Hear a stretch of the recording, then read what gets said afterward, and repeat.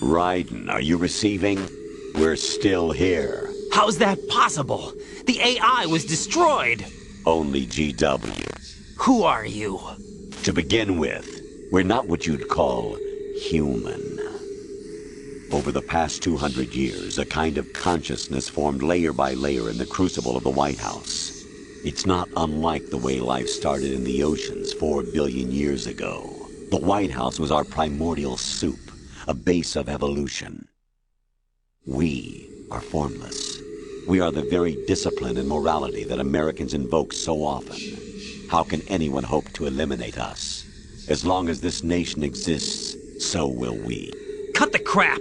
If you're immortal, why would you take away individual freedoms and censor the net? Jack, don't be silly. Don't you know that our plans have your interests, not ours, in mind? What? Jack, listen carefully, like a good boy. The mapping of the human genome was completed early this century. As a result, the evolutionary log of the human race lay open to us. We started with genetic engineering, and in the end, we succeeded in digitizing life itself. But there are things not covered by genetic information. What do you mean?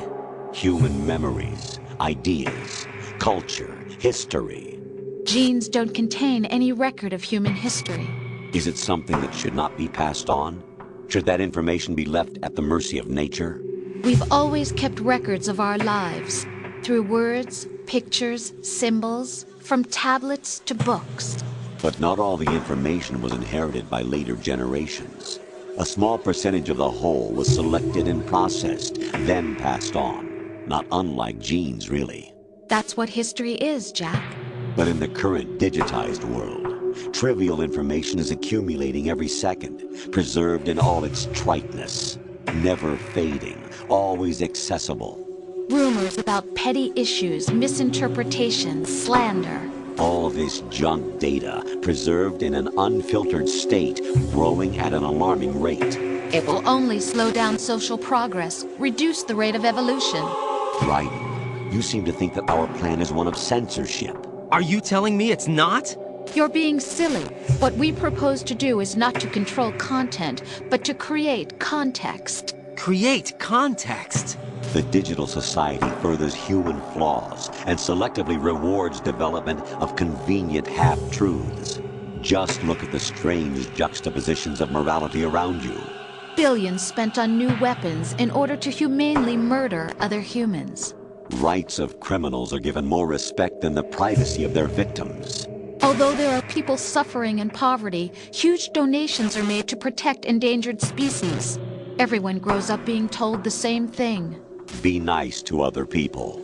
But beat out the competition. You're special. Believe in yourself and you will succeed. But it's obvious from the start that only a few can succeed. You exercise your right to freedom, and this is the result. All rhetoric to avoid conflict and protect each other from hurt.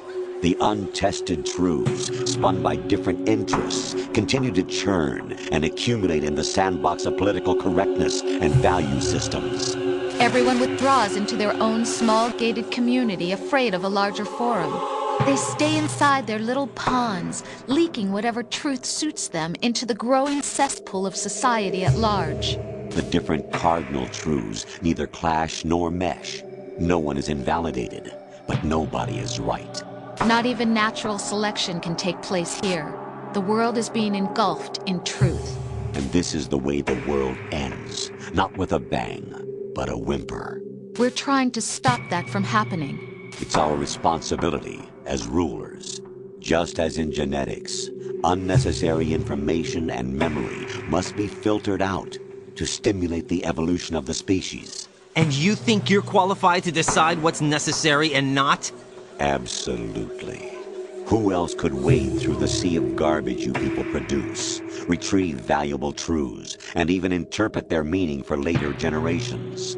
That's what it means to create context. I'll decide for myself what to believe and what to pass on.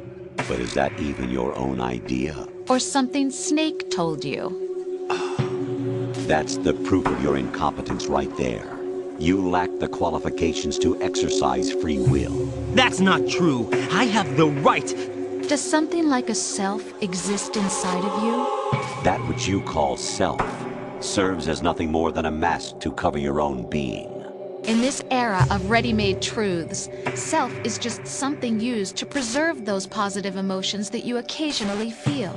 Another possibility is that self is a concept you conveniently borrowed under the logic that would endow you with some sense of strength. That's crap! Is it? Would you prefer that someone else tell you? All right then. Explain it to him. Jack, you're simply the best, and you got there all by yourself. Oh, what happened? Do you feel lost? Why not try a bit of soul searching?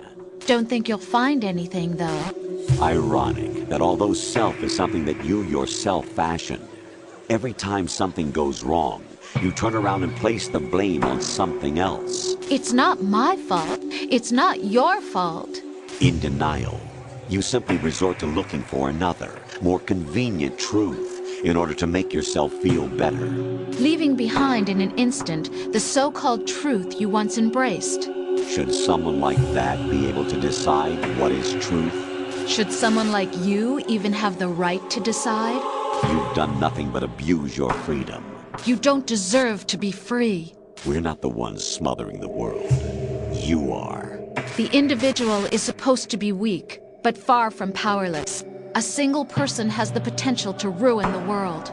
And the age of digitized communication has given even more power to the individual. Too much power for an immature species. Building a legacy involves figuring out what is wanted and what needs to be done for that goal. All this you used to struggle with. Now we think for you. We are your guardians, after all. You want to control human thought? Human behavior? Of course. Anything can be quantified nowadays. That's what this exercise was designed to prove. You fell in love with me just as you were meant to, after all. Isn't that right, Jack? Ocelot was not told the whole truth, to say the least. We rule an entire nation. Of what interest would a single soldier, no matter how able, be to us? The S3 plan does not stand for solid snake simulation. What it does stand for is selection for societal sanity.